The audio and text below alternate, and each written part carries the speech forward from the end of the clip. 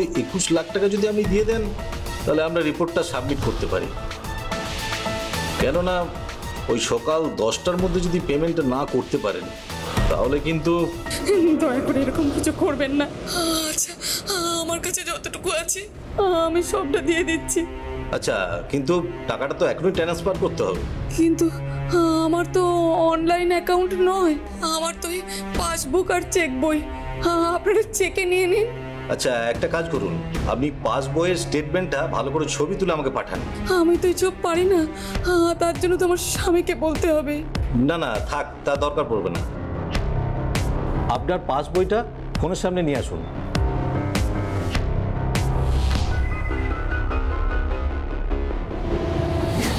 Sir আসবো? হ্যাঁ আসো। স্যার, গত সপ্তাহে হোয়াটসঅ্যাপে যে ফ্রড হয়েছিল তার কিছু ডিজিটাল ফুটপ্রিন্ট পাওয়া গেছে স্যার, ডানকুনির পাশের একটা গ্রাম থেকে।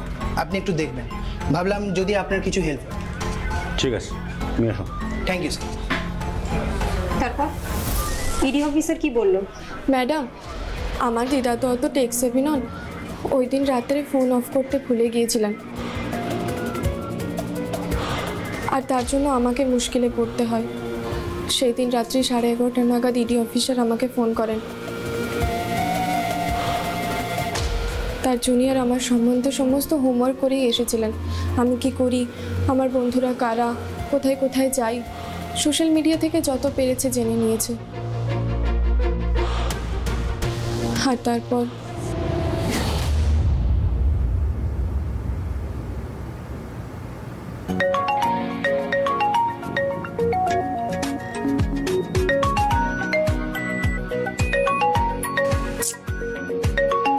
এত রাত্রে জিৎ নাকি? হ্যাঁ বলো জিৎ। হ্যালো, পাবরি রায়, আমি ইডি অফিসার মল্লিক বলছি, দিল্লি থেকে। কেন ইডি অফিস থেকে আমাকে কেন? আসলে তোমার দাদু আমার একটু পরিচিত আছে, তা তুমি বাড়ি ফিরেছো তাই ভাবলাম তোমার সাথে একটু কথা বলা যাক। তুমি এক কাজ করো, তুমি হোয়াটসঅ্যাপ কলে আসো, বাকি কথা ওখানেই হচ্ছে।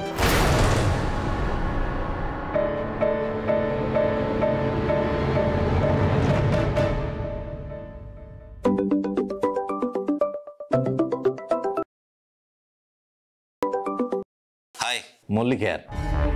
তারপর বলো, কেমন আছো? ছুটি কেমন কাটাচ্ছ? আসলে তোমার কাছ থেকে কিছু কথা জানার ছিল। তোমার দাদু ঠাকুমার সাথে তোমার সম্পর্ক কেমন? খুব ভালো তো। মা বাবি মারা যাওয়ার পর ওনারাই তো একমাত্র আমার সাহারা। কিন্তু কেন বলুন তো? না, সেরকম কিছু না, বাদ দাও। আচ্ছা, তুমি উইকেন্ডে পাবে যাও, ডান্স করো। আই মিন, তুমি খুব সুন্দর ডান্স করো, এটা আমি জানি। তা এখন একবার ডান্স করে দেখাবে আমায়? Are you mad? এত রাত্রে কেন ডান্স করব? তুমি নিশ্চয়ই চাও না তোমার দাদু অ্যারেস্ট হোক। কি? আমার দাদু কেন অ্যারেস্টেড হবে? এত ভালো জেনুইন একজন লোক, বললেই হলো নাকি? আর যদি বলি তুমি যদি ডান্স না করো, তোমার একটা কথা বলে রাখি, তোমার এমন কিছু ভিডিও আমার ফোনে আছে যেটা তুমি জানো না। তোমার দিদার সাথে যখন আমি ভিডিও কলে ছিলাম, তোমার দিদা ওই ভিডিও কলটা কাটতে ভুলে গেছে। সেই সময় তুমি ঘরে ঢুকে ড্রেস চেঞ্জ করছিলে, সেসব ভিডিওগুলো আমার ফোনে আছে। সেই ভিডিওগুলো যদি আমি সোশ্যাল মিডিয়ায় আপলোড করে দিই কেমন হবে? খবরদার, আপনারা কিন্তু এটা করতে পারেন না। কে দিয়েছে আপনাদের পারমিশন? তোমার দাদু। তাই তোমাকে যেটা বলছি সেটা করো। আমি মিউজিক দিচ্ছি, তুমি ডান্স করো। আর ফোনটা এমন জায়গায় রাখবে যেন আমি তোমার ডান্সটা খুব ভালোভাবে দেখতে পারি।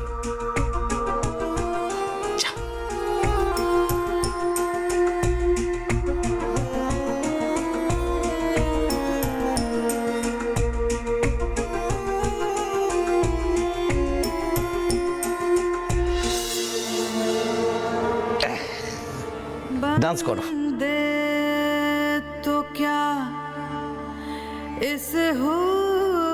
আরে এই ড্রেসটা পরে তুমি পাবে গিয়ে ডান্স করো?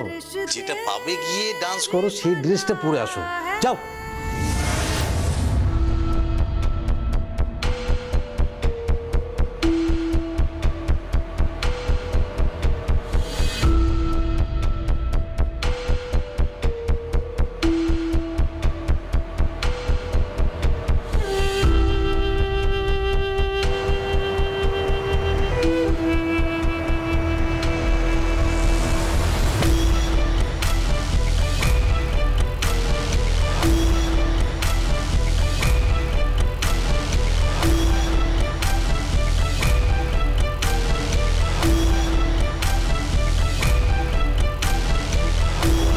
গুড, এবার খুব সুন্দর দেখাচ্ছে।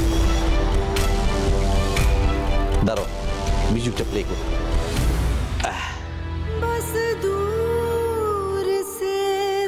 চলো এবার ডান্স করো।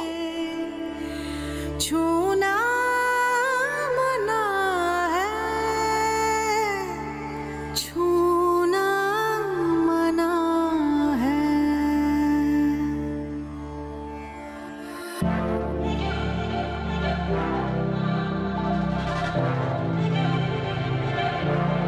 थोड़ी फुर्सत भी मेरी जा कभी बाहों को दीजिए, थोड़ी फुर्सत भी मेरी जा कभी बाहों এই পাপড়ি, তুই এত রাতে নাচছিস কেন রে? আমাকে নাচতে দাও দাদু, তোমার জন্য এই জঘন্য লোকগুলো আমার পেছনে পড়েছে। তুমি তো ওদের পারমিশন দিয়েছো আমাকে কল করার জন্য। না রে পাপড়ি, না, ওরা তো নাম্বার নিয়েছিল তোর সাথে ইন্টারোগেশন করার জন্য। আমাকে একটা মিথ্যা কেসে ফাঁসিয়েছে ওরা। ও, এনারা আমাকে অ্যারেস্ট হওয়ার থেকে বাঁচানোর জন্য হেল্প করছে। Help my food! ওরা তোমাকে বোকা বানাচ্ছে। আমার সমস্ত ভিডিও ওদের কাছে আছে, ওরা ওই ভিডিওগুলো দিয়ে আমাকে ব্ল্যাকমেল করছে। আরে না না, তোকে আমি কি করে বিশ্বাস করাই মা? বিশ্বাস কর, ওরা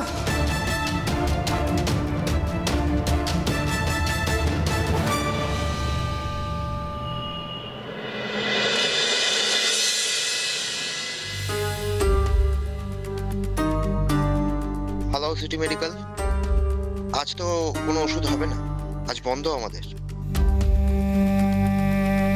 আপনি নিউজ দেখেননি?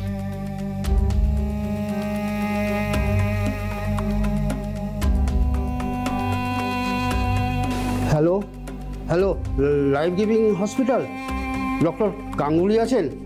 একটু দিন না ওনাকে প্লিজ। আজ তো বন্ধ দাদা, কোনো ডাক্তার নেই। খুব emergency case sir, please please একটু দেখুন প্লিজ। আপনার কাছে ডাক্তারের মোবাইল নাম্বার আছে? তাহলে একটু কল করে দেখুন।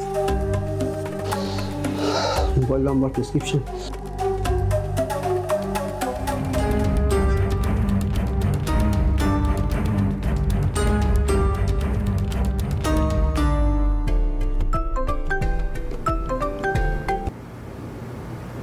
হ্যালো, মিস্টার অশোক রায়, হ্যাঁ কলকাতা লালবাজার থেকে বলছি।